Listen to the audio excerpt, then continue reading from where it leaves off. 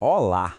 Hoje a gente vai mergulhar num caso de estudo super interessante que consegue transformar dados sobre as emoções dos estudantes em ações de verdade lá na sala de aula.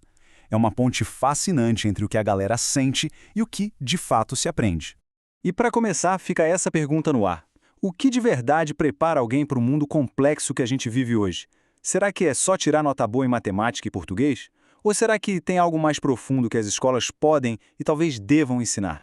Bom, primeiro, a gente vai entender a importância dessas tais habilidades. Depois, vamos direto para o estudo de caso do Ceará, ver o que os dados contaram, como eles transformaram isso em ação e, por fim, como tudo isso vira um ciclo de crescimento que não para. Vamos lá então. Nessa primeira parte, o foco é entender por que isso tudo é tão crucial. A educação hoje em dia, ela vai muito, mas muito além do currículo tradicional. A gente está falando aqui das competências socioemocionais. De forma bem simples, elas são como uma caixa de ferramentas para a vida, sabe? Ferramentas que a gente usa para se entender, para lidar com os outros e para não desistir quando as coisas ficam difíceis. O estudo que vamos ver defende que isso é parte essencial da formação de qualquer pessoa.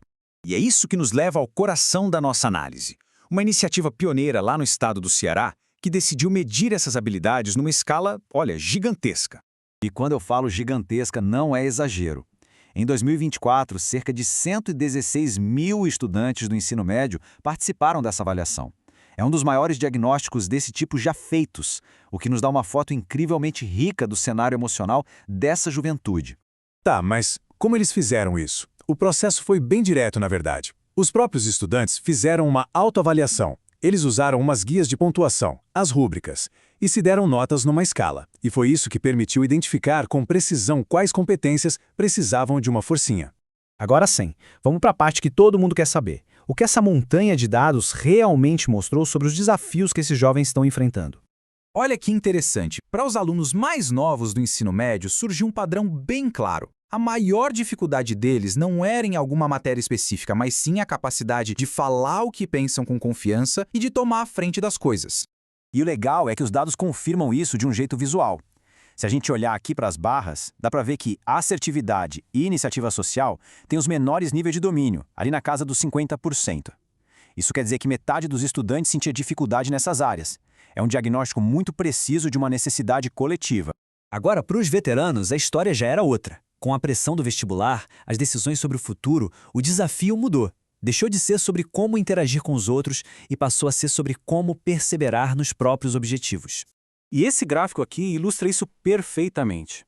Assim como no outro, as competências com domínio perto de 50% são as que mais precisam de atenção.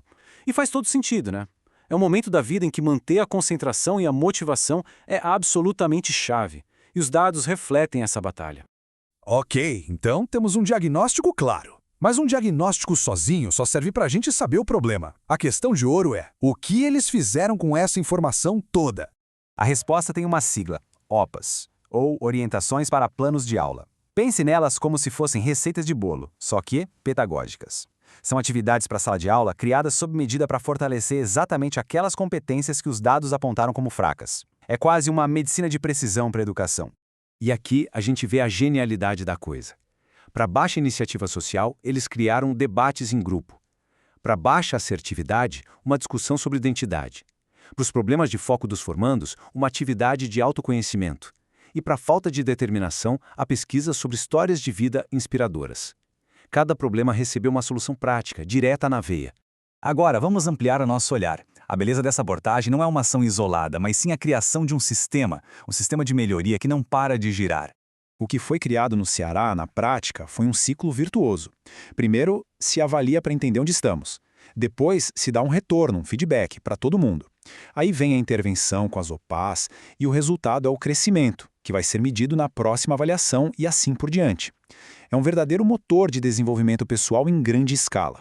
E essa citação da conclusão do estudo, olha, ela resume tudo com perfeição. O feedback aqui não é uma nota para passar ou não de ano, é uma ferramenta.